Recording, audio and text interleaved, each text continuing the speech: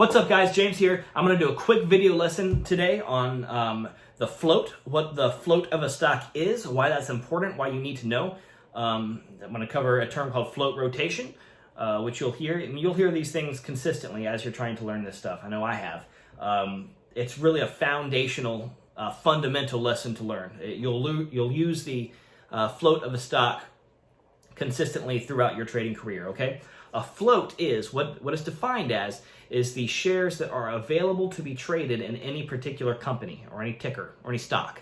That's important because the shares that are available to be traded, that's the supply. Thinking back to your high school economics or middle school, economics 101, a price is determined by the supply and the demand. What we look for as day traders is big price movements, intraday price movements, or over the course of a couple days, price movements. So the only way you can get those price movements is when you have a handle on the supply, because supply and demand is going to determine that price movement, right? So if you have, what we look for as day traders, we look for low float stocks. Low supply, high demand equals the price going up. Or in our case, it could even go down. It doesn't matter whether you're playing a stock long or short. If you have a low supply and your demand is going up or going down in either direction, that price is going to move in one direction or the other. So that's why it's so important. As day traders, we look for low float stocks, and here's why.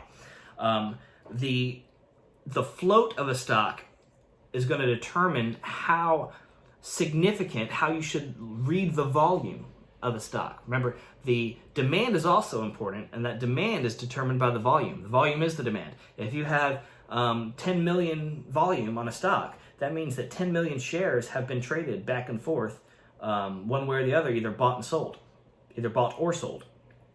So if you have a float or shares available to be traded of 50 million, and you have a volume of 10 million, then you know that price isn't probably going to move very much, because only 10 million shares have been bought or sold into a 50 million float. That means the supply is much higher than the volume. You're not really going to have a whole lot of validity in that stock. The price isn't going to move very much when there's that much supply.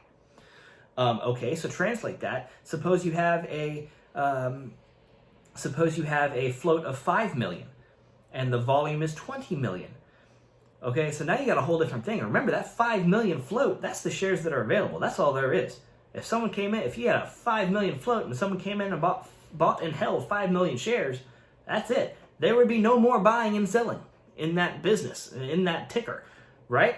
So if you see 5 million float and 20 million volume, you know that shares are being traded, all of the available shares are being traded multiple times. That's called a float rotation. If you have more volume than the float, you know that float, the available shares, have been traded back and forth, in that example, 4 times.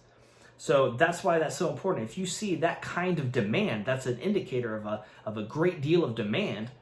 You know that price is going to move. That's a good stock to watch. And then when you combine it with the other things, topics for other video lessons, like the level 2 quotes and the time and sales ticker tape and all that, you have a recipe for being successful in that stock as a day trader. So that's why the float's so important. The float is literally half the equation of that price movement. That float is is the supply. So when you're looking into these stocks, finding the float and seeing the volume and how they relate to each other, that's how you determine the supply, that's how you determine the demand, and that's where you will find your price moving. So that's why it's so important, guys. If you want to, flip over to a video I recently did. It explains this process very well. I did a trading recap on PIXY, which was a company that I traded last week in my paper trading in the simulator. I did a pretty good job, I think, of finding the stock on a scanner and then quickly researching the float and the volume and deciding that it was a good one to watch, and I ended up being successful on it.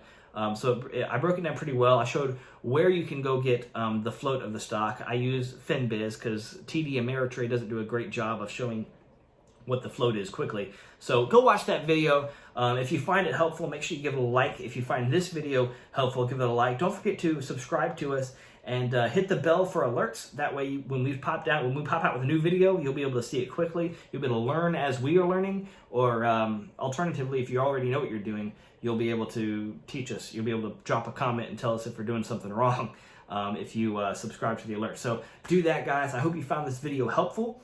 If it was too fast, go back, watch it again. If you have questions or comments, please put them in the comment section. We look for those comments. We enjoy reading them. We enjoy answering them. So thanks so much. You guys have a good one. We'll see you next time.